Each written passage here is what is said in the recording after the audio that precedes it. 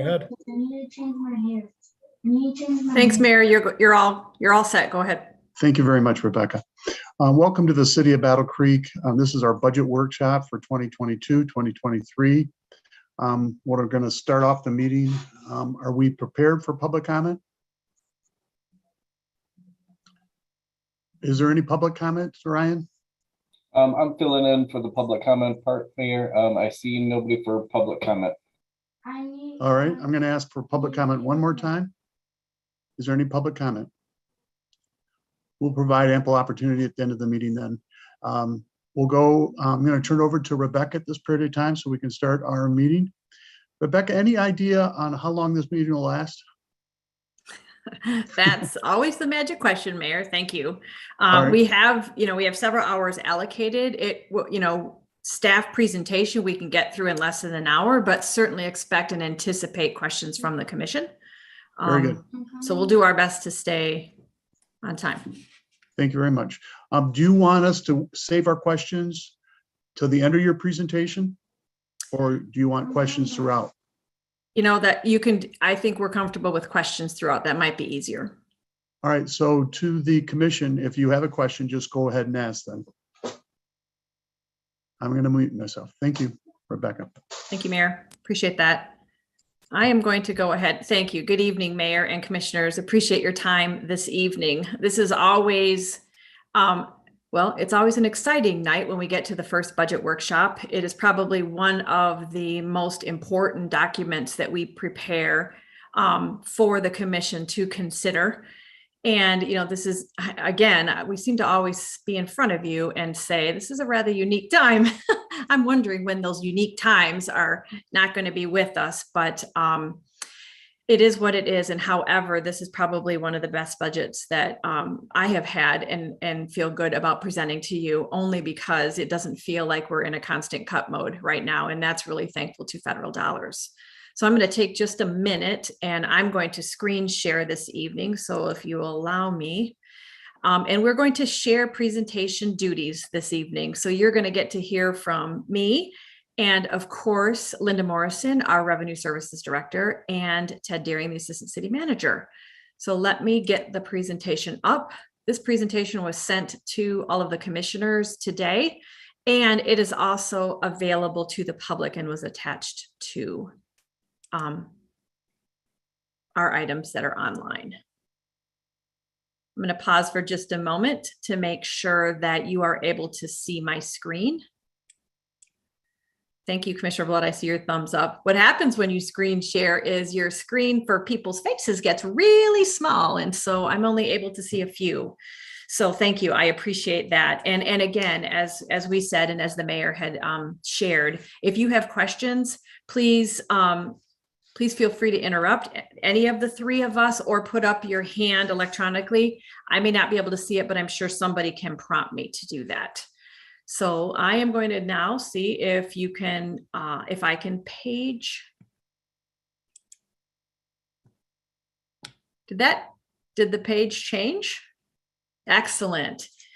Because this is probably the most fun slide of our entire presentation, because we get to do this budget workshop on Cinco de Mayo. So we hope that you will all have a chance to celebrate if you have not. We know that VOSIS has an event this evening, and unfortunately we are all here, and I appreciate that. I hope there's many people attending that, and then there's a celebration also on Saturday. So happy Cinco de Mayo. This is our agenda for tonight. Let me just say before we kick this off that none of this will be possible, of course, without Linda Morrison, our very esteemed Revenue Services Director, and her team. Let me give a huge shout out to Courtney Matushka, to Brad Way, and to Barb Deering in the Finance Department. We could not put this budget together without their support and input, and Ted Deering. I just named our entire budget team. And we have been working through this actually since January. We start this process in January, knowing that there are pieces that we don't know until later on in the year. But it takes us a bit to put it together. So thank you to Linda and her team. The agenda, I won't have to read to you, but we have a lot of components to it tonight. So we will go ahead and get started. I'm going to kick it to Linda. She's going to talk about the fiscal year 21-22. So just to make sure we're all in the right frame, that's the current fiscal year that we're in right now. It started July 1 of 21 and ends June 30th of 2022. Always as part of our budget presentation or recommendation, we share estimates and estimated use of fund balances. That has been really important lately is because of the unknown impact of COVID to some of the biggest revenue streams that the city has. So, we were committed to providing regular budget updates to the commission right at the very beginning of the pandemic and when we were experiencing some revenue shortfalls due to state shared revenue. And we will continue to do that. So Linda's going to talk through, I just want to make sure this is kind of a snapshot of our current fiscal year. Linda, I will turn it to you. Thanks so much for that, Rebecca. And yes, thanks to the budget team. Thanks to the departments that have also done a lot of work. Again, this would not be possible without all of them, and it's a very good group effort. So as Rebecca mentioned, this portion of the presentation is talking about the current fiscal year that will end June 30th of 2022. We used our crystal ball that, kind of gets a little cloudy sometimes in the finance department, but the finance department and the departments have done the very best they can to come up with estimated revenues and expenditures for this current fiscal year. The estimates for the general fund show a use of fund balance for the year of $455,285. That is a really good number considering the adopted budget showed a use of fund balance of over $3.6 million. We've been talking, when we do interim financial statements about keeping an eye on things in the unknown environment that we're still seeing in COVID, and like to talk about some of the positive things that have happened on the revenue side that have made up for that $3.2 million positive swing, some of which is income tax revenue, which are in excess of budget by almost $2.4 million. We have included some ARPA, American Rescue Plan Act, lost revenue recognition in the fiscal year ending 6/30/22 to the tune of about $526,000. The constitutional state shared revenue is going to be, we're anticipating to be over budget by $517,000. Big surprise coming through the state of Michigan was the recreational marijuana pass-through that was over budget by $438,000. The medical marijuana facilities revenue was also over budget by almost $300,000. Those all combined to help make that positive swing. And that I just want to talk a little bit about the income tax revenue that will be over budget by almost $2.4 million. It is still less than the fiscal year ending 6/30/20 by almost $1.5 million. We were making a nice trend and then COVID hit, and it really has taken a toll on the income tax revenue. A year-end budget adjustment will be proposed and come to you, the City Commission, likely at the June 21st meeting for adjustments for revenue and expenditures to kind of shore up this current fiscal year.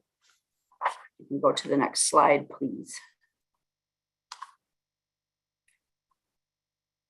In the preliminary budget book that you all received a hard copy of, it also can be found on the city's website in the finance budget section. On tab 3, fiscal year 22 estimated general fund revenues are $48,409,342.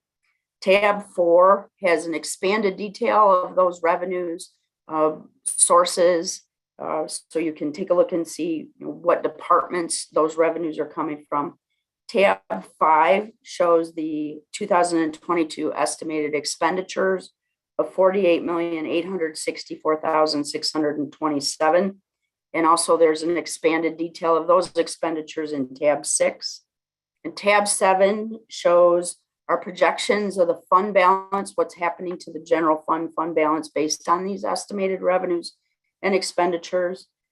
as of 6/30/22, the unassigned balance in the fund balance of the general fund is anticipated to be $11,965,778. Again, as Rebecca said, this has been a nice budget to put together because it doesn't feel like we've been, cutting and cutting. That number is 24.7% of the estimated fiscal year 22 revenue. That is far in excess of our 8% fund balance policy. So that is a really good number. Next slide, please.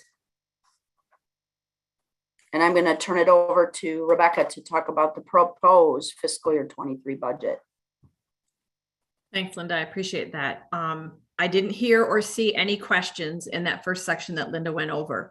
The one thing else I had in my notes as far as, that very favorable fund balance is, remember, we added to the fund balance from a variety of sources that are one time. So we will continue to be diligent, and you will see, how we are using some of that as we talk about the proposal for fiscal year 23. Okay, so and I'm going to get us started with our proposed budget, including our assumptions for fiscal year 23. So here is where we're shifting from what we shared as estimates from fiscal year 22. And this is proposed for fiscal year 23, which would begin July 1 of 22 and end June 30th of 23. Okay, here are some of the assumptions that we were able to include in this budget proposal for the Commission's consideration. I'm pleased to say that we had a 4.6% growth in taxable value. You can see that in the last graph of tab 4 in your budget binder. This really translates into property tax revenue growth in both the general fund, the streets, capital projects, and component units. As you know, we really have 3 legs of our general fund revenue, and the property tax is one of the biggest. And so any type of growth is wonderful to see and utilize. And if you recall, we've had baby growth, we've had flat growth, baby growth, and we are now starting to see what I would say is a healthier growth of our property tax and taxable value. I think this can be contributed to a lot of work that's going on throughout the city. From an economic development perspective, we're starting to see increases in home sales. Obviously, if you are in that market right now, that is that's a tough market. All good positive trends. We're seeing increases in permits, new home construction, and additional development being considered. So we're really pleased about that. The general fund budget includes also support from the Downtown Development Authority. That's one of those TIF districts. I know Commissioner Zenda Wilson asked that I share a little bit of background on TIF districts at Tuesday night's commission meeting. The DDA is another one of those TIF districts. And because it budget shares a portion of our debt services from a previous bond issuance on the quiet zone. So that would have been 2013 capital improvement bonds. And then it also contributes a little over 748,000 for the central business district street maintenance. That helps Todd Gerber and his crews and our downtown crews keep the greenery, green space, landscape, et cetera, looking as nice as it always does. And we appreciate their work. And they also contribute $121,662 for the downtown police officer. Lastly, this is the first proposed budget where we have a full year of the 311 Information Center being taken on by the Information Technology Fund. So that call center will begin. We are finally going to realize the last remaining components of our city. They'll begin taking Department of Public Works phone traffic in the next fiscal year. As we said, we certainly are being strategic with the use of the American Rescue Plan Act dollars that the city was given. So there is $2.5 million of ARPA lost revenue inclusion in our proposed fiscal year 23 revenue budget in the general fund, and there's $590,000 in lost revenue inclusion in the parking fund. I may note that later, but let me just, you'll probably hear me say it a couple times. I would say the parking fund has taken one of the biggest hits because of COVID. And I don't think that that would be a surprise to anyone here if you drive by the ramps at any time, day or night, or, the day of the week. We hope that that will improve, but there are a lot of unknowns with the parking. And so certainly it is an eligible use of lost revenue, and we are taking advantage of that in this proposed budget. We certainly don't want any fund to go into a deficit. The state of Michigan, particularly the Treasury Department, gets pretty cranky about that. And so we're grateful that we can balance the parking fund with that. This proposed budget also includes a 4% cost of living, also referred to as a COLA for non-represented employees. Raises were also included and settled in the collective bargaining agreements and are included in the fiscal year 23 wage. It includes also a 5% raise for POLC, which is the Police Non-Supervisory Union. Rebecca, real quick. Yes, sir. Are you happy with the taxable value of the property in the city of Battle Creek being at 1.3 billion? Is that in line with what you're assuming to be accurate, or do you have any comment on that? Let me open. Well, certainly, Mayor, we are thrilled with a 4.8% growth in taxable value. So yes, very much. And, this was really our first budget preparation with our new assessing team. So we had a chance to think, see our property taxes in it with a new lens, listening to Aaron and his team, and then talking through their methodology. And they've been they've done a really good job in not just assuming and coming in and making a lot of changes. They are certainly working with a lot of the methodologies that we have used in the past, but also had shared some things. So yes, Mayor, if you're asking me directly, I'm thrilled with the property tax value. Thank you very much. You're welcome. Is anyone here from that new assessing team that if we have further questions, they would be able to address the methodology or the lens in which they're using to do that? They are not. They are not as contractual members. They were not here tonight. But any question that any of us cannot answer, we will make sure that we get to them and get it out to the whole commission. Thank you. Sure. All right. Moving on again, talking through our assumptions for the proposed budget for fiscal year 23. Every budget year, we open up an opportunity for all departments to present anything outside of the normal that they feel that they need in the next fiscal year to complete the activities that they proposed. It goes through a pretty strenuous review by finance, by the city manager's office to make sure, one, it aligns with our priorities. Where does it fit in the city manager work plan? And then ultimately, do we have the funds to support it? And I will tell you, it has been a really long time since we have been able to fund special projects by the departments. That's always a really hard thing to get in front of your senior leadership team who work tirelessly to provide the full services that they do for the city, and then have to be telling we just cannot support that. So this year we're really happy to say that we were able to support these special requests, and we wanted to just highlight these for the commission because they are included in the budget proposal. In the police department, the addition of a victim advocate and a lieutenant position. In the revenue services department, a floater customer service representative. In parks maintenance, this is probably one of our bigger ones. And I know many of you talk to me about the conditions of our parks, the mowing and the tree maintenance and et cetera. And we would just really, we really had to cut back on that for many years. This year, Carl Fetters and Todd Gerber and Todd Everson had proposed to add another shift to parks maintenance, basically a field services shift, to be able to provide more frequent management and maintenance of our parks. I know Commissioner Sophia and others have really, to keep this on our radar. I'm always challenged by you commissioners to keep this on our radar because parks are such a gem.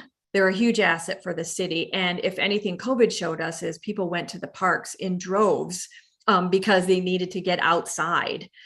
So we're really excited to bring on an additional team in parks maintenance, which is part of the Department of Public Works. And then lastly, we are increasing the proposals to increase a part-time administrative assistant position in the fire department to full-time. That it's been funded in the fiscal year 23 budget, but there are a lot of contractual questions that we need to get answered. So certainly we're working with Michelle Hull in HR as well as Nancy on that last one. Before I go on, I just wanted to say all members of the senior staff are on here. They are not giving formal presentations, but if you have specific departmental questions, they are here to answer those. So let me just, I should have said that at the beginning and I apologize for that. I don't hear any questions, so I am going to move on. And I believe I get to turn the next section over to Ted. Yeah, okay. Thank you, Rebecca. And I think we can even go forward one more slide. There we go. Yep. And so good evening, commissioners. If you reference tab 2 that's in your booklet, it'll show you an overall millage comparison between fiscal years 22 and 23. And Rebecca, I think you could even go to that next slide. Yeah, so it should look like this in your booklet. And as you can see from looking at this, the police and fire retirement millage will decrease for what now will be the second year in a row. And as a result, as proposed, the overall millage rate is decreasing by 0.262 mils. And the overall millage rate is decreasing because we're not proposing any increase in the city's operating millage to offset the decrease that we're seeing in the police and fire retiree millage. And I think I would say, fortunately, the decreases that we've seen in the police and fire millage over the past 2 years have reversed a trend that we saw for several years in which increases in that millage were offset by decreases in the operating millage. And I know many of you have been involved in the debate that we have around budget time as to whether or not we ought to allow the police and fire millage to float, which generally means allowing the increase to occur without reducing the operating millage. And Rebecca, if you'll go to the next slide, what you can see here on this particular slide, for the most part, with a few exceptions that you can see, the increases in the police and fire millage have been offset again by decreases in the operating millage. And the result has been that the operating millage has decreased by, as you can see, roughly 2 mils over the course of the last, say, 15 years or so. And you can see that in the third column there. Obviously that does put some pressure on the general fund, making it more difficult to keep up with expenses. So, we certainly hope that the current trends continue with the police and fire millage, but we just wanted to put it on the commissioner's radar that long-term consideration might be given to strengthening the general fund by increasing, or probably incrementally restoring to previous levels the operating millage whenever we see decreases in other areas. And I think that is it for me, Rebecca. I think it's back to you. You had one more slide, Ted. Oh, I've got one more. Okay, yeah, so I see it there. Yeah, this again, you can see graphically what we were illustrating on the last slide, which is you can see the increases in the police and fire millage versus the decreases in the operating millage. So again, this slide just gives you a graphic representation of what we talked about on the last slide. Thanks, Ted. I appreciate that. This every year the budget team looks at this graph, and we struggle with it, and we understand that raising taxes is never a popular thing. And we've been fortunate with the police and fire pension fund that we have not had to do that. But I think it's, as Ted said, it's really important for the commissioners to keep in mind and to keep on their radar as we do, is that the operating portion of our millage is incredibly important to the general fund, which supports all of our operations. That's police, that's fire, that's a subsidy to transit. That's really the bulk of our services. And we're certainly not seeing the cost of services go down, and the cost to support those.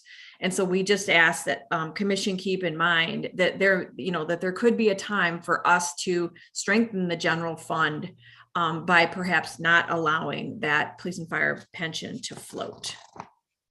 Okay, and Ted, what's really driving the police and fire pension decrease?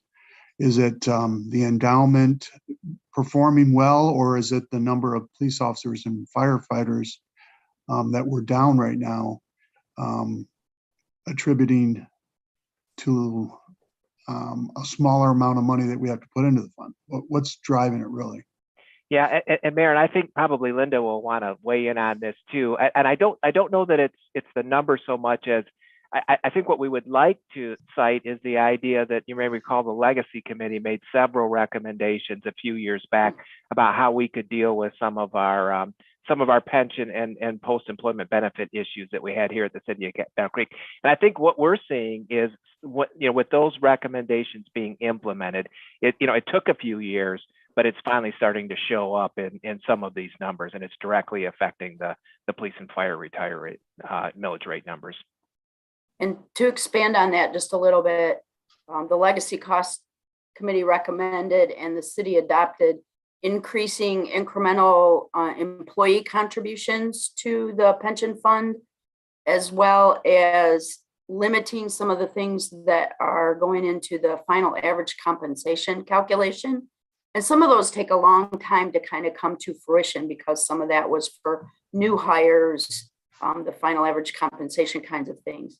So it sometimes just takes time for us to see that, but also the last 2 years of investment performance have been really good. And that too comes through in what the city's contribution to the fund is, because that fund is made up of employer contributions, employee contributions, and investment performance. So those are the three, we talk about the three legs of the stool. Those are the three for police and fire pension. Did that help, Mayor? Yes, it did. Okay. Yes, it did. I guess my last question would be, does Linda anticipate that improving even more for the next couple of years? Well, there's We're that gonna hold you to crystal, there's that crystal ball that I wish wasn't so cloudy. As we all do, with any of our own investments, in retirement plans and so forth, because that is such a big component of it. It's really hard to predict, and seeing what's happened over the last couple of months, I would say maybe not, Yeah. but also as people retire and new employees come in, those changes to the final average compensation and the employee contributions do help, but the investments really is a big component of it. Thank you very much. Thanks, Mayor.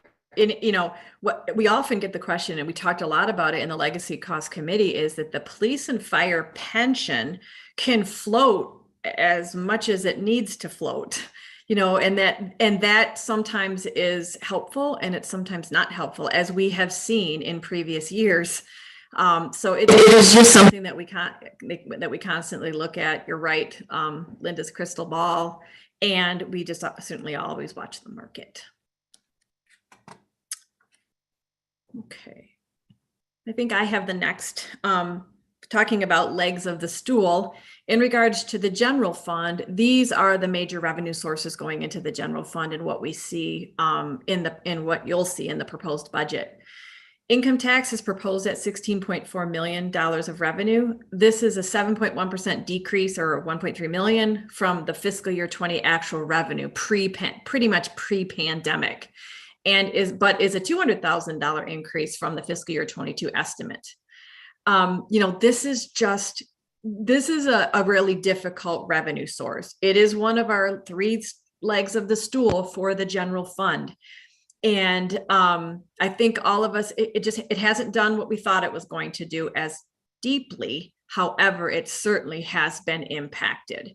And it has been a critical revenue source for us. And whenever it is affected, it affects the general fund and what we can support from an expenses standpoint. And then what do we know about what permanent decisions have employers made about allowing their workers to either work from home, or are they going to require them to come back to the office, or is it going to be somewhat of a hybrid? Because, remember, we always note that a person who works in the city of Battle Creek but does not live in the city of Battle Creek would not pay city income tax if they were teleworking. They would only pay city income tax when they were located in a facility in Battle Creek. And I think that's what we're still trying to figure out. And we still see several employers who are just now starting to bring employees back in. What is that going to look like? I think what we can anticipate, it's probably a hybrid. It's probably not going to be 100% employees coming back. But what will it look like? 60%, 40%, 50-50? That's just something, that's an unknown of the income tax that we'll just have to continue to watch. Property tax, it's trending positively, absolutely. That's a little over 14 million in real property tax and 2.1 million in personal property tax revenue. Our estimated net taxable value shows an increase of 4.6, as we talked about, from 1.31 to 1.37. Really, that's primarily been an increase in the residential real property taxable values. When I say personal property tax, unfortunately, that's a negative connotation for me, because because there have been laws to eliminate personal property tax in the state of Michigan. That began in 2011 with full implementation starting in 2016. And we're now seeing the third iteration of that in the dynamic formula calculation of personal property tax. And if that's confusing to you, we try to figure that out through Treasury, and they keep saying things like, it'll be good for you. And it really has not been good for older urban core communities. While we hoped that it would, flatten, or we could at least count on certain numbers, even with the new dynamic formula, we saw a decrease in personal property tax in something that was supposed to make us whole. I think that's the most frustrating part, at least from my perspective. And I am constantly talking with Treasury and working through the MML and our lobbyist so that they know, hey, that was not favorable for many communities. And do you know that? And what can we do to work together to try to figure that out? So we continue to work through that because the personal property tax loss, it impacts what we get from the state of Michigan. And that's just continuing to go down. But our proposed $600,000, which is, I would say, conservatively close to the fiscal year 22 estimate. Conservatively is Linda's favorite word, and we appreciate her for that. Because we'll throw numbers back and forth, and I'll be like, Linda, that's conservative. She tells me, Rebecca, conservative. And then the state reimbursement formula calculation did change for fiscal year 22, and Treasury is still in the process of explaining that's the dynamic formula I told you. We've known it was coming since 2011. We've been asking Treasury to explain the calculation since 2016, and I still cannot tell you that we have it. And I try to be I give Treasury a little bit of grace. They are also experiencing all kinds of things with ARPA and trying to figure out at a state level how to manage that. However, they certainly do know my name at Treasury. And when I call to say, hey, you got that figured out yet? You can walk us through that. They don't always take my calls. We're still working. And then lastly, state shared revenue is one of the three legs of the stool of the general fund. That is proposed at 6.7 million, which is a combination of statutory and constitutional. Just as a refresher, constitutional is exactly what it says. The language is guaranteed in the Constitution, and it's appropriated to communities by that formula.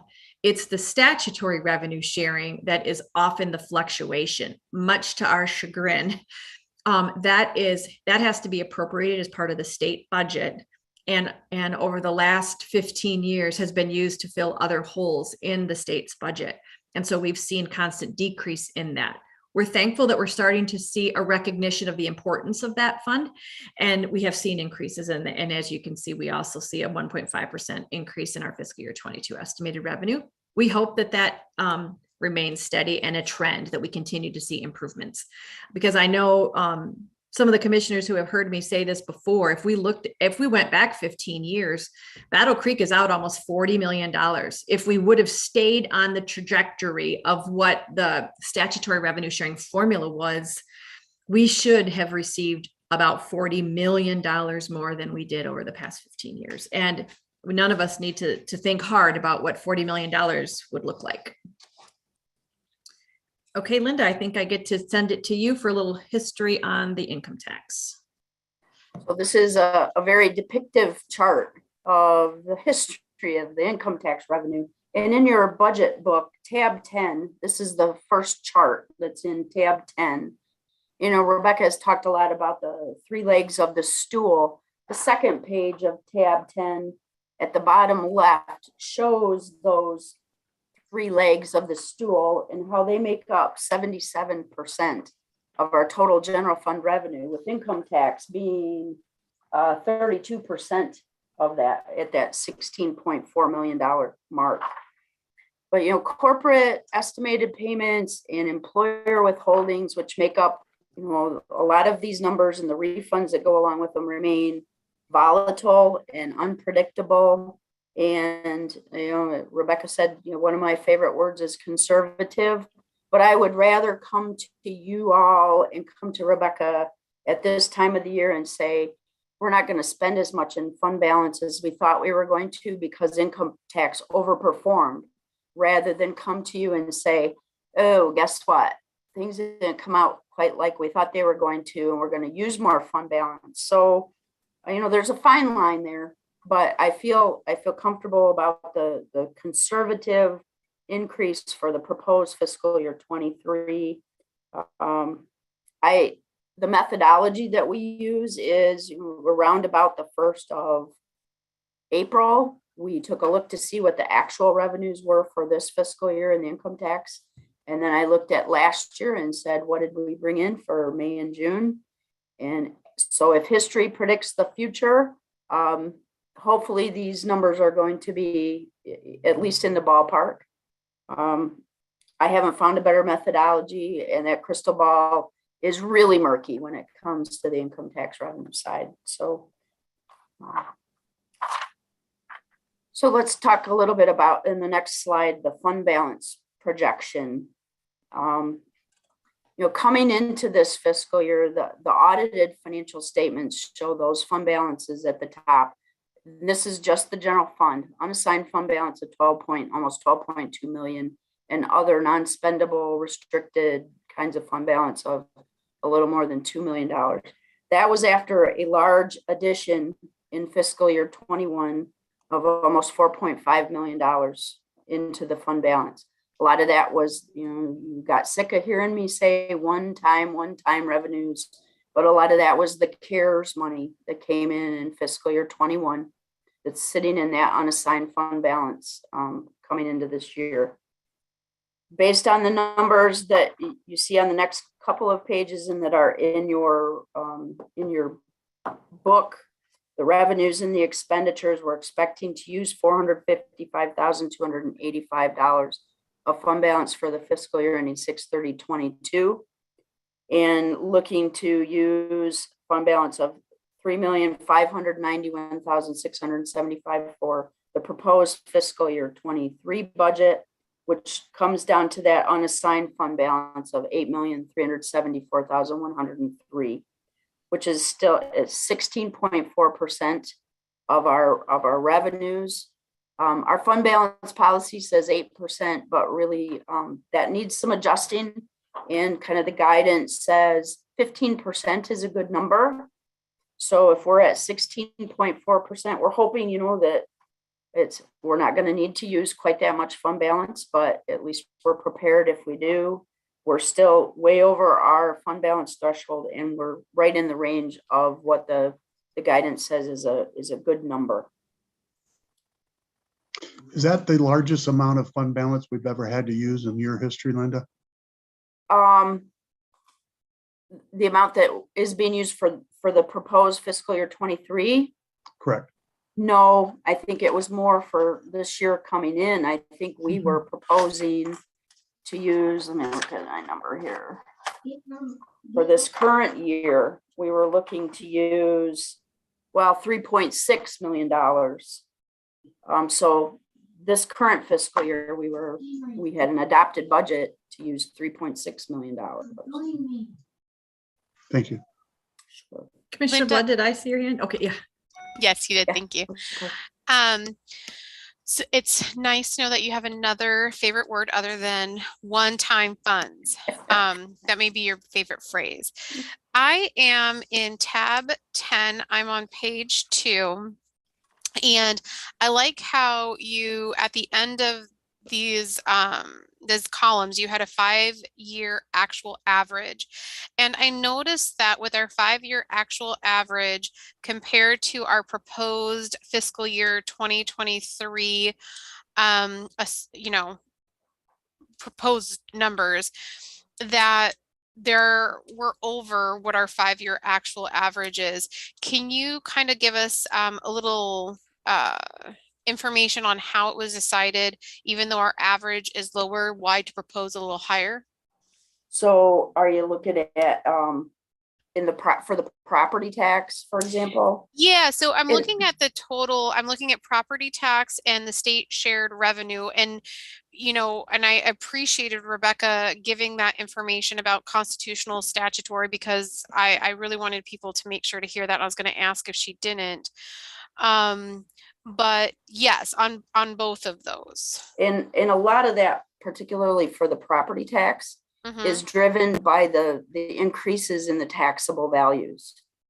And Okay. so that's why we've seen, so much growth particularly in the residential side, that even with a lower property tax millage last year and this year, while fiscal year 22 and proposed fiscal year 23 is still bringing in more revenue than the prior years.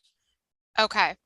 And so you feel confident that that trend is going to maintain, and so therefore confident in having that proposal be over our 5-year actual average? We do have, one big appeal of a commercial property, but I don't anticipate that even if that appeal did not go our way, that it's going to have a major impact on the numbers that you're seeing there on that second page for the property taxes. Okay. Yeah, and then with the statutory, I'm glad that they're going to up that and increase that. Hopefully that will stay the trend. Thank you. Absolutely. Any other questions that we missed? If not, Linda, I'll go to the next screen. And actually, you can skip that one and the next one, because those are just showing the numbers that were on that general fund balance projection. So. And Rebecca, perhaps you can help guide me.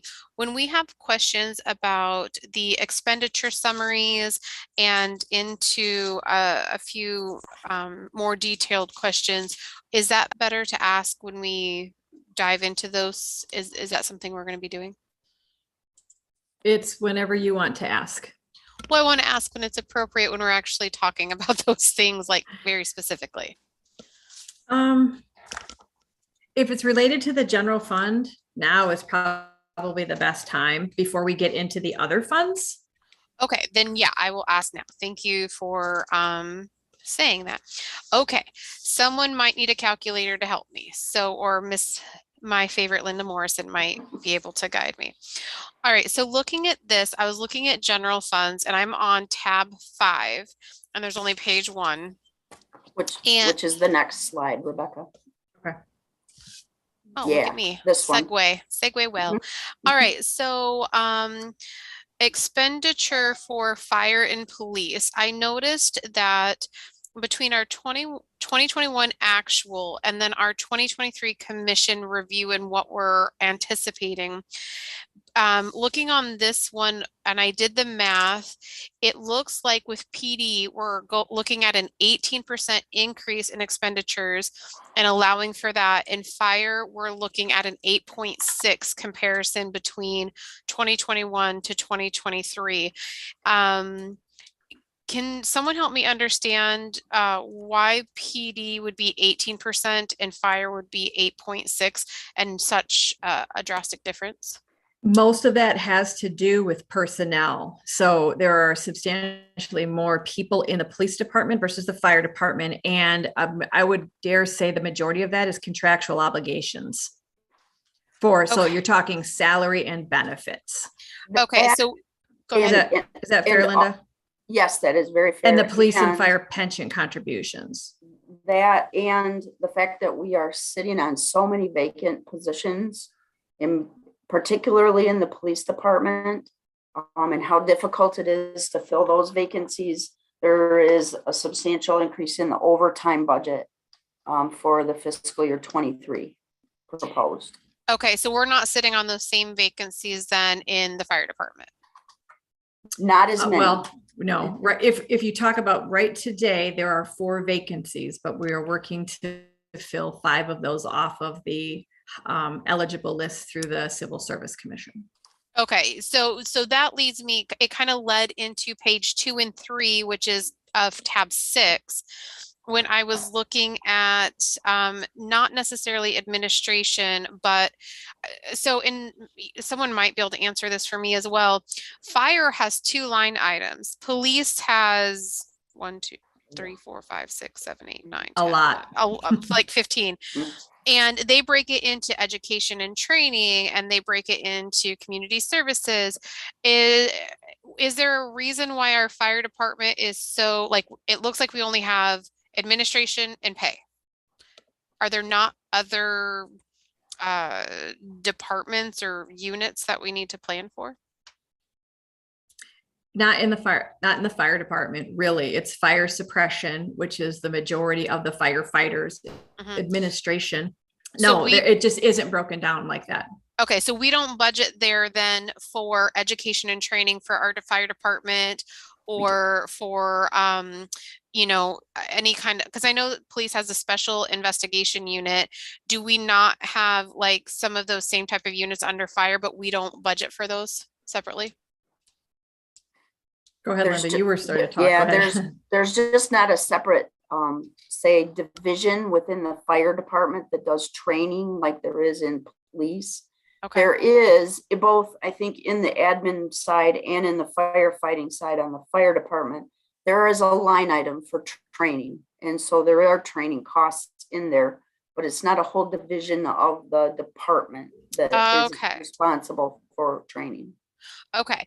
That definitely helps, because when I was looking at that and I went down and I thought the firefighter line, which is line 3, it's the department 3380 compared to 3250 of police field services. Again, we're looking at a 14.7 increase between 2021 to 2023 and a 7.6 with fire. And I was just, thinking like and what I'm hearing is this is due to overtime staffing, and we anticipate going into 2023, we're still going to be paying oogles of overtime because of that staffing shortage. And if you remember the special request that Rebecca discussed, there were 2 positions in the police department, a lieutenant and a victim advocate, that are additional positions than what have been in the past for the proposed budget. Also, I'm looking at Chief Blacker's kind of his explanation. There's some, body cameras and recruitment and signing bonus costs that also contribute to the increases for the police department as a whole. Okay, yeah, so that would be in that 3250. Yeah, let me add too, because the police department, we're having to do a lot of additional things to hire and recruit, including putting and paying for more recruits in the academy. We weren't necessarily doing that, but in order to compete, out there in the talent market for law enforcement, we have to put some things in place that we haven't had to do in a while, in all honesty. Okay. And I appreciate that honesty. And so when I was looking through and I was like, oh, there's only 2 line items, and then you see police and I'm like, whoa. And I know our police need it. I mean, they do a lot, and Blocker's team is fantastic. So great. Those were a few of my more pointed questions. And let me just say, if I could, the fire department is really just as complex. It's just, they don't lay it out like the police department does, as Linda said, with divisions. Because in fire, you really have firefighters, IFF, you have battalion chiefs, OSP, and administration chief. It's just as active. And, we still budget for training and equipment. They're part of the fleet model for vehicles and apparatus. We certainly are seeing an increase in facilities as we take a look at all of the fire stations. Yes. And again, a lot of this is just what we think. It's a snapshot in time. And if things change during the fiscal year, then we could always make adjustments. Okay. And then because you brought up buildings and how we're getting in there and looking at them, looking into 2023, are we budgeting and making room for what those buildings are approximately going to need based on the assessment that of what we find? Yes, but you're not necessarily going to see it in the general fund. We are being as, what I want to say. Conservative? I'm not sure conservative. I'm picking it up, Linda. Yep. We're being strategic about the funds that we utilize for the facilities improvements. And there's a lot of unknowns. Okay. Certainly we have some more knowns for station 4, but we certainly have unknowns until we get the analysis on the other stations of what that may look like. But for example, in the last budget, we did SCBAs. Yes, the scuba apparatuses. Yes. Yes. So, I mean, again, we are trying to get and working closely with the fire department to make sure that those needs are met. Fantastic. Thank you. And I appreciate you guys helping me understand that a little bit more. Thanks. You're welcome.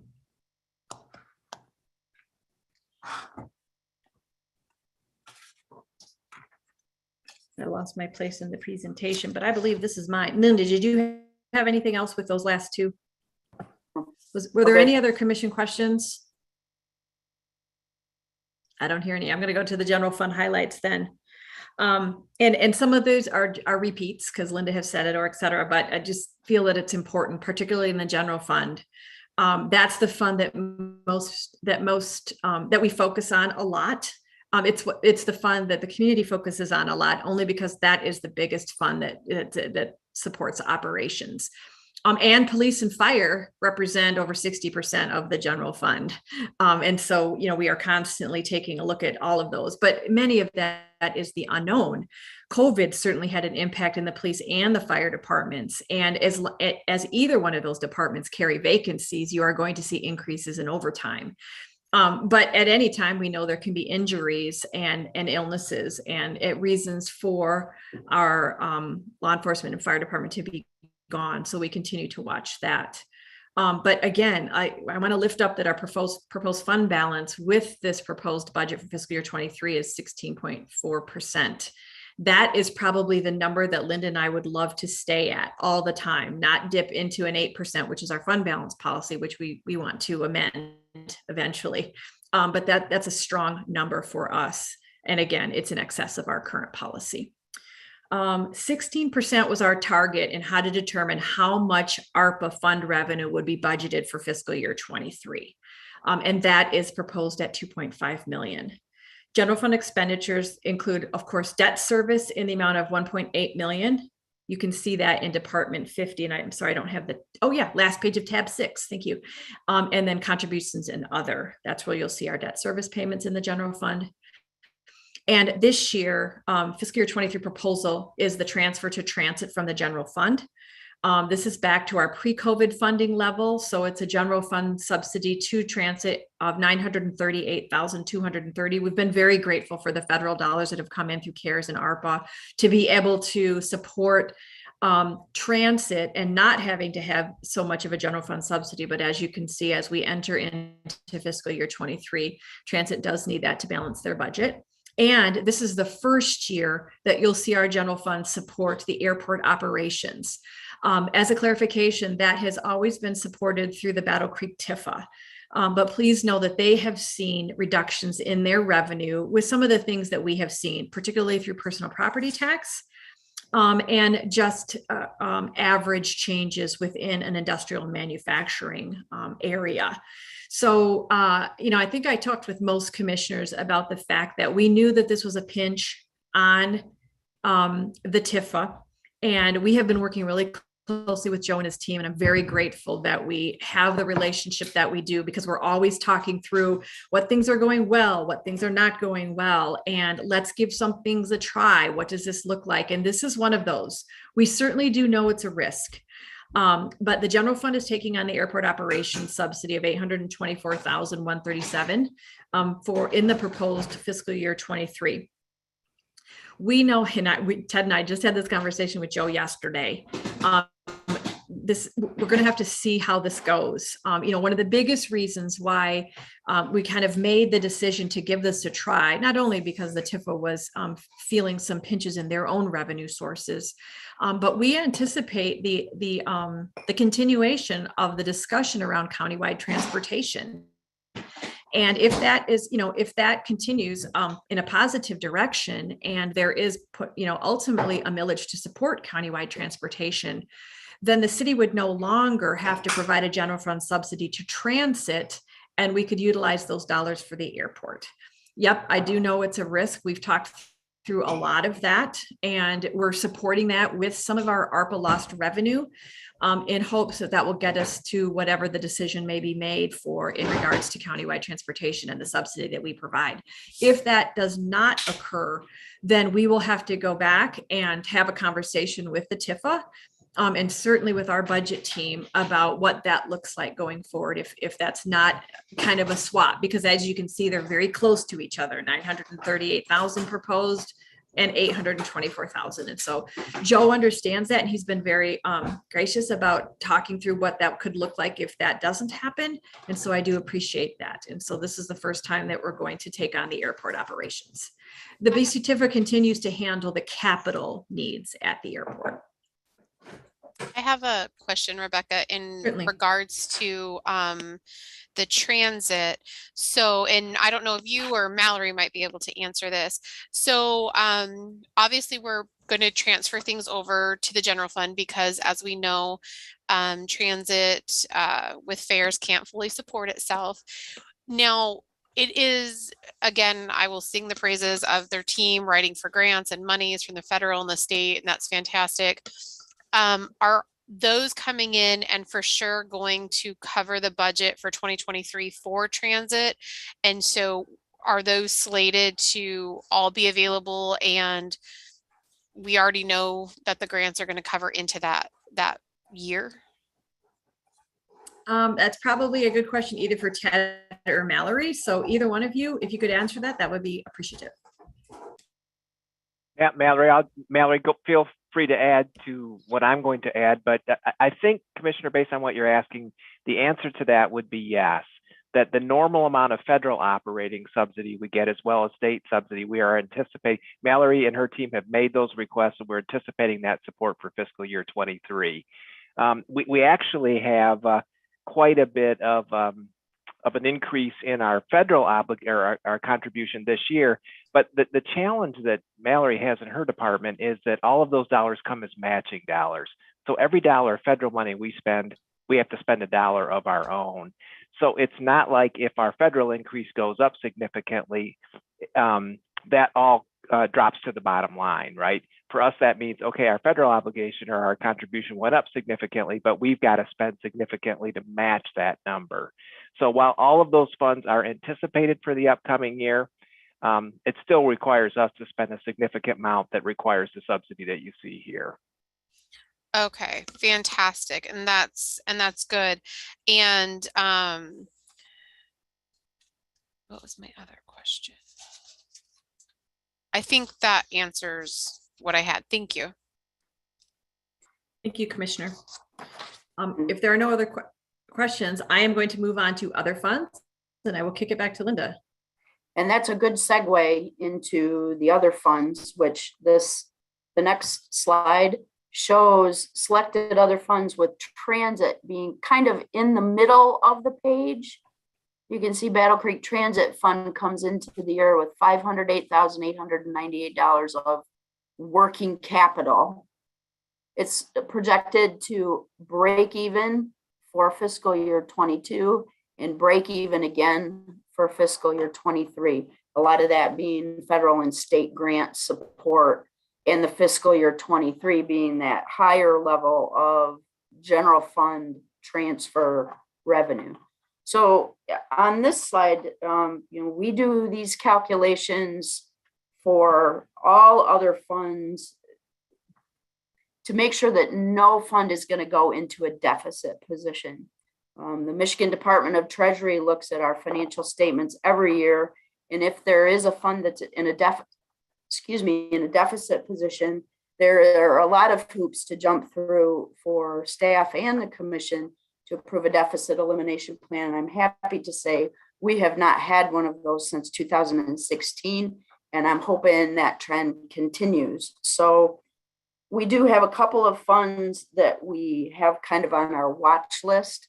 Rebecca already pointed out the parking system, which is just above the transit line item, that is going from coming into this year with working capital of $528,198 and is looking to come out at the end of next fiscal year, after the proposed fiscal year 23 budget, of working capital of only $8,500. And that is with a contribution of $590,000 of ARPA lost revenue. Carl Fetters, probably wanted to pull his hair out and trying to put together a budget for this fund, because it's a crapshoot. Not knowing what's happening downtown, particularly with employees coming back to work. So we're hoping that this is a worst case scenario, and maybe not all 590,000 of ARPA funds will be needed for that fund, but we definitely are keeping our eye on that. We're also keeping an eye on the intermodal fund, watching the revenues and the expenditures for the bus and train station, as well as it's called the reproduction fund. They're the very last line, which is our print shop on the top floor here of City Hall. Watch those revenues and expenditures closely to prevent those funds from going into any kind of a deficit position. Any questions about any of the other funds? These are still all important funds. It's just the general fund it's kind of the star of the show, if you want to talk about that. But certainly the rest of these are incredibly important to our ability to continue to operate services that are key, i.e. transit and the airport and others. So a quick question, for the proposed balance of 2023 for water and sewer fund, perhaps you can explain why the proposed balance is so high at 40 million, because that was the highest one, and maybe like me, others don't know why it might be maintained so high. And that's a great question, because for that fund particularly, which is really very capital intensive, we spend a lot of that money on capital improvements. There's always something going on in improvements at the RIM plant or the wastewater treatment plant. And just ask Carl or Perry, they get excited to talk about that kind of stuff, or Rodney. So a lot of this is a working capital number. So it doesn't include any of the expenditures for capital. It's the same for the fleet fund, the equipment center fund, which is the first one under the internal service funds. That's also highly intensive for capital, because they're purchasing snow plows and fire apparatus and things like that. And that also does not get included. We don't budget for those kinds of expenditures or show that as a working capital or net position projection. Thank you. That is awesome. I appreciate that.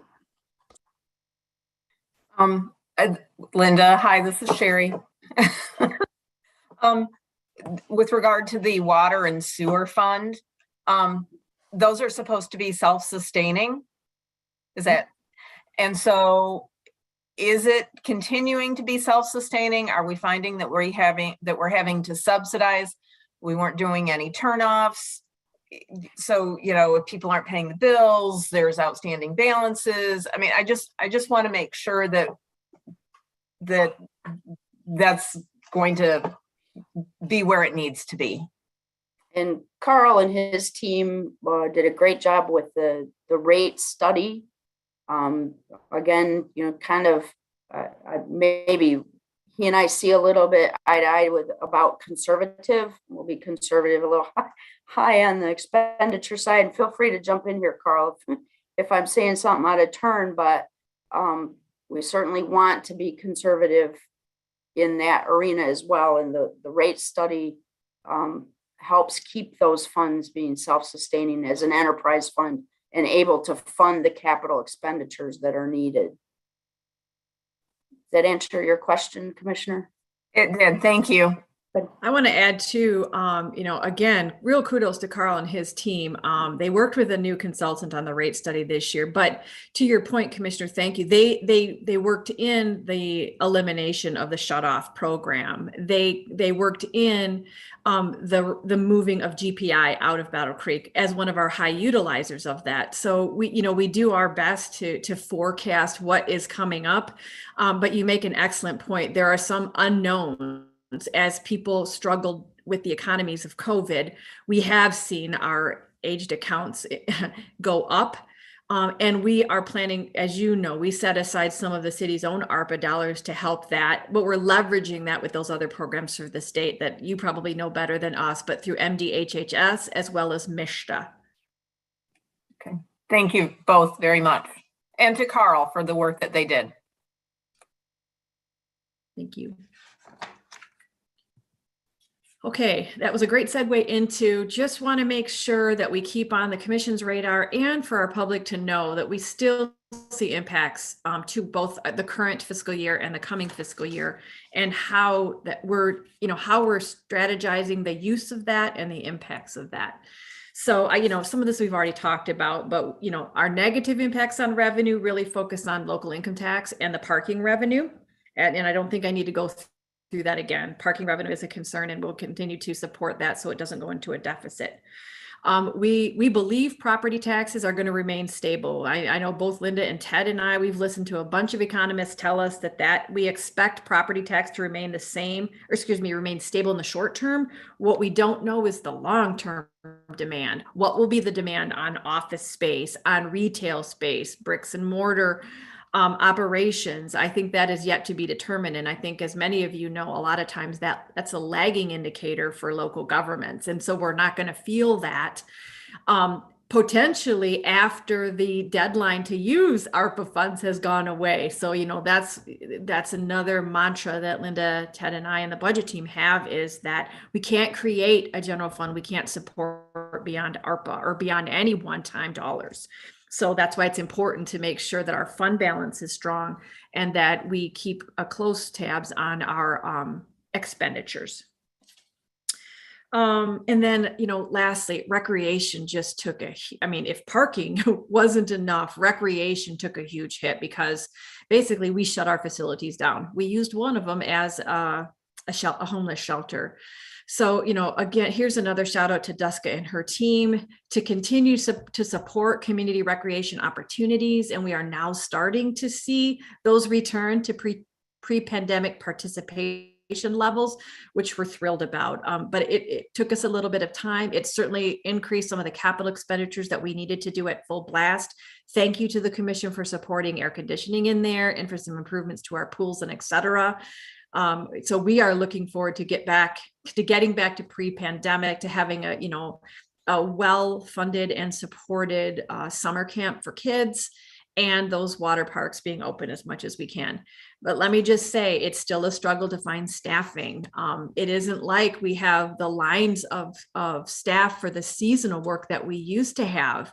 And so just like many other industries, we are also struggling with finding our seasonal staff. And so that could impact some of our recreation programs over the summer. But, you know, how can you say no to Duska? She's great. The team is great. So we're continuing out there and hope we see increased numbers of people, of young people and older people and whoever would like to come and work in recreation for the summer. Question on that, and I think that was a great bit of information, Rebecca. So we're not seeing that on staffing. Are we competitive for our young folks to come in and work for us? So I can think our young folks can go to McDonald's and make $15 an hour slinging burgers. Can our young folks come in and make that kind of money here, or will they have their CPR training paid for, lifeguard training paid for? So how are we supporting them? How are we competitive? Just like we are for police department, how are we competitive to bring in seasonal work for that time? That probably is a better question for Ted. You know, I think that we are competitive. Certainly there are some things that the private sector can offer that we can't as a public employer. But Ted and or Duska, you're probably more equipped to answer that than I. Yeah, and I'll jump in real quick, but I think Duska's probably going to want to participate in this conversation as well, because her and I have both talked about some of the labor challenges at recreation, and the wage issue is an issue, right? But we know what our revenue is going to be. We know what the market dictates we can charge for services, and Duska, you know, appropriately aligns her expenditures with that. But we have talked about a need to probably address pay rates, particularly for certain positions, to be a little bit more competitive in the market. Duska, anything you want to add to that? Just that we do hire a lot of 14-year-olds and 15-year-olds, and we are above that minimum wage for them. And then we also are paying for the lifeguard classes this year to help with getting lifeguards for our pool. We are doing that also. So, yep, we are definitely addressing that and hoping we're more competitive. That's fantastic. And I'm sure you do, but do you network with all of our local high schools and their swim teams? Absolutely. That's yep. great. We had our job openings for customer service, lifeguards, and camp counselors put on the announcements for all of the area schools.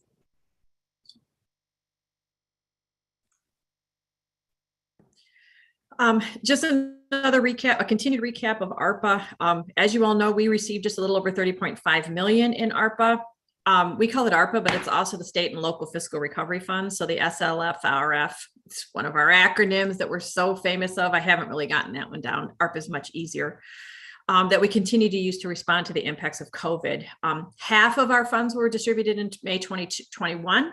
We expect the next half or tranche to land in our bank accounts this month, May. Remember that the thing we always have to remember with ARPA funds is they have a deadline. They have to be allocated by December 31st of 24 and expended by December 31st, 2026. So we have made some deliberate efforts about how to spend those dollars, as you know, and we've worked very closely with the commission to make sure that we're spending as you see. The Department of Treasury's kind of final rule, first it was a temporary, then it was a final. With the final, it did allow a standard allowance of revenue loss for $10 million, and it can provide assistance to governmental services. So for us, how we've utilized that today and in this proposed budget is $526,000 is estimated for use in fiscal year 22, the current fiscal year, for governmental services. $590,000 is proposed in the fiscal year 23 budget for lost revenues in the parking fund.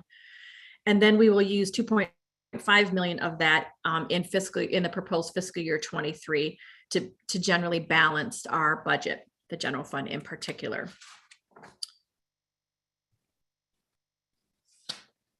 Here's just, go ahead. I'm sorry. I just have another question. So that 10 million, and you have listed here the 526, 590 and the 2.5, but that doesn't add up to 10 million. So what will those, where will those other dollars be? Or did I? We're just miss showing that? what we've proposed to date. Oh, okay. We have until Fantastic. the end of 2026 to expend the 10 million. Okay, thank you. Yep. So this slide is just simply a numerical breakdown so that you can see, for those of you who love math, kind of where we're at.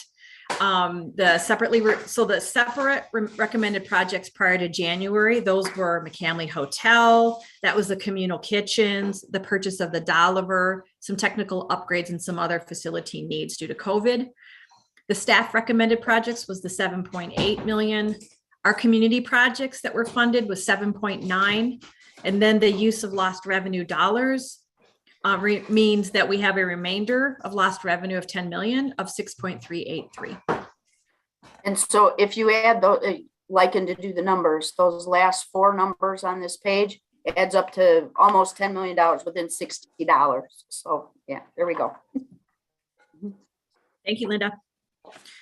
Okay, I'm going to turn it over to you, Linda, to talk about priority-based budgeting, and then we'll wrap it up. Okay. So the commission is well aware of the new community results and the definitions that we've used to guide our resource allocation and help direct the use of tax dollars for services and programs that are most important to our community. And we have partnered with a company called ResourceX to use the priority-based budgeting model. And there is a tool, an online tool that they have developed that we were, I don't want to say maybe a guinea pig for, but we were one of the first users of this online tool. And because it was so new, it kind of constrained our use of that PBB for this fiscal year 23 budget cycle. We've got lots of opportunities for program evaluation and insights throughout the next fiscal year. And I expect that it's not just going to be a one-time a year thing that we're using the tool, but I can see a lot of good things coming out of it as we work through it. City staff have identified in that tool 490 departmental programs. In each of those 490 programs was scored using the new community results and the basic program attributes. And those community results and BPAs, as we call them, are in tab 11 of the book. And I'd like to point out on the program attributes that the additions of the equity impacts. That's on the last page of that tab 11. But all 490 programs were scored by the departments. And then all 490 programs were scored by a peer review team. And this was it was a very time-consuming process, kind of like what we talked about for the capital improvement program that was approved by the commission in mid-April. Because the new BPAs and the new results were adopted, we couldn't use our last five, like we had done in the last 5 years of just evaluating and scoring just the new programs. Instead, we had to go, we went back and we looked at every single program against every single result and attribute. It was a cross-functional peer review team. And when the department score didn't match what the peer review team said, we did kind of a meeting of the minds, so to speak, and came to a consensus. So on the next slide, Rebecca, based on these consensus scores, which is kind of a come to an agreement between the department and the peer review team, each program was given a final score, one being it's most aligned with the community results and BPAs, and 4 being the least aligned. And there's a chart on the next page that came to us from ResourceX. And this is across the organization as a whole. So this isn't just the general fund or just water or sewer fund. This is across the organization as a whole. But it is how we would like to see this with in the number 1 quartile, that's where the majority of the fiscal year 22 expenditures are seen at $40.698 million. Quartile 2 has the next highest expenditure of $34.3 million. And it goes down as programs become less aligned. That is the goal, that we're spending the resources in the high priority areas. Certainly there are areas that are mandated that may not align well, but the state or the federal government or our own charter says we have to do those programs. So there are certainly some that are in the fourth quartile. We are going to be debriefing with the PBB team to talk about the entire process, and we're looking to, in the next month or two, importing our fiscal year 23 budget numbers into the tool and be able to provide more charts and graphs and show the alignment of the expenditures as we go forward. What I'm hoping that the commission sees is that I know all the work that you did in putting together the community results and definitions mattered. It's not that we just did that as a futile exercise and we don't use it. I hope that what you're seeing here is we use that to then compare and contrast all of the expenditures we have as a city. And, you know, as the Resource X staff tells us, this is a very healthy PBB graph. As Linda mentioned, you want to see that the majority of your expenditures fall in your first and second quartiles. But let's just remember, there are still important things in the fourth quartile that we have to provide as a city. So this isn't like, I'm ranked 1, so I'm okay. If I'm in 4, I'm not okay. That's not how you need to look at PBB. We look at, you know, how aligned are our expenditures with those community results and basic program at definitions and basic program attributes. So, you know, all of the work you did led to that and that process. So while we know there's additional things we want to look at because, you know, we were in this new tool, but we were also in a key moment as a city in that we had just revisited our results and definitions.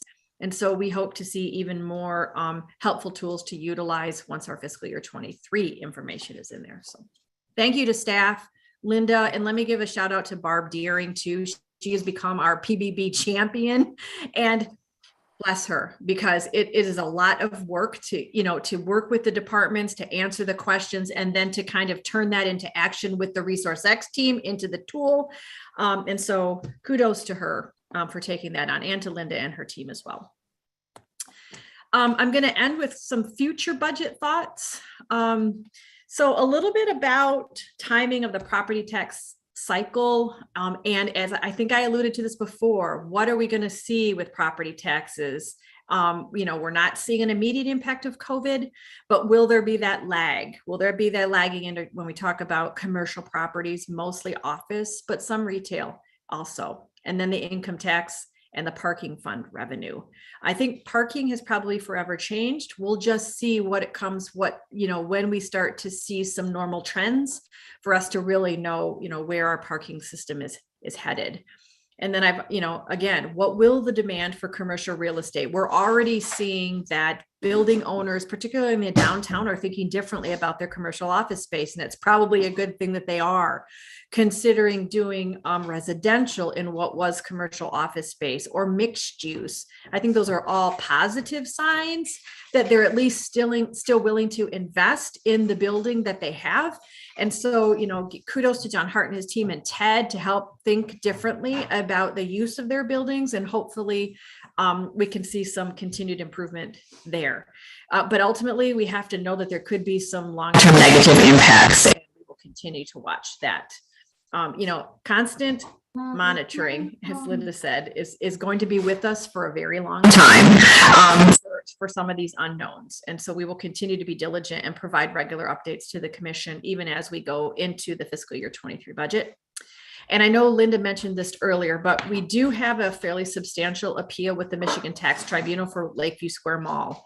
I think everybody knows, and this is not unique to Battle Creek, Malls are struggling for a variety of reasons. We're starting to see some different trends in our particular mall. So certainly the Horrocks opening there, hopefully in the fall. Certainly the storage facility is kind of a different use for the mall. We hope to continue work with the owners of the Sears building as well as mall ownership, just to be open to think about things differently. And so we'll continue those conversations. But we need to know that tax tribunals could impact current and future years. This really does impact, there's that acronym again, the LDDA is another TIF district in the city of Battle Creek. And so this appeal, this MTT appeal for Lakeview Square could have an impact on that estimated budget and future pass-through of the LDDA.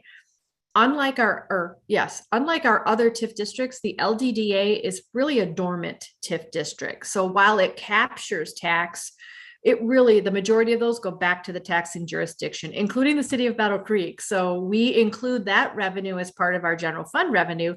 And so any impact there, we need to constantly watch and be able to address if that happens. That's a lot of information about fiscal year 22 and 23. Just want the commission to know kind of our next steps. The public hearing for our budget will be at the next commission meeting, which is May 17th. That's really the opportunity for the public to ask questions about our budget.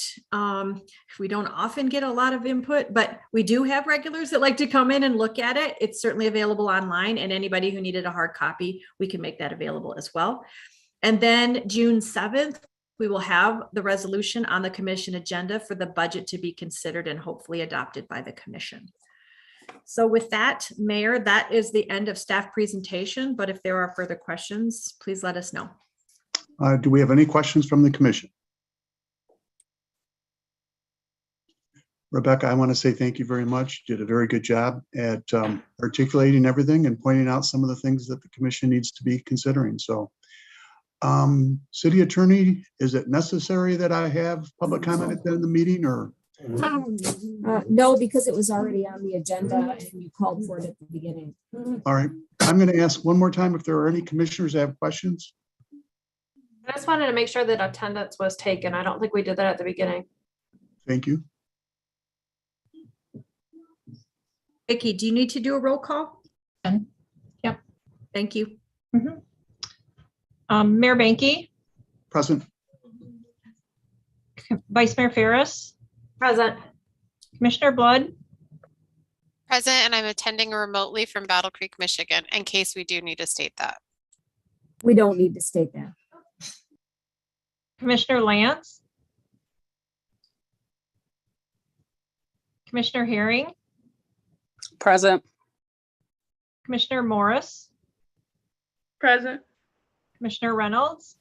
Present. Commissioner Sophia. Present. And Commissioner Zenda Wilson. Present. Thank you. Thank you very much, everyone. This will end our budget session. And once again, have a good evening. Thank you. Thank you. Thank you, everyone.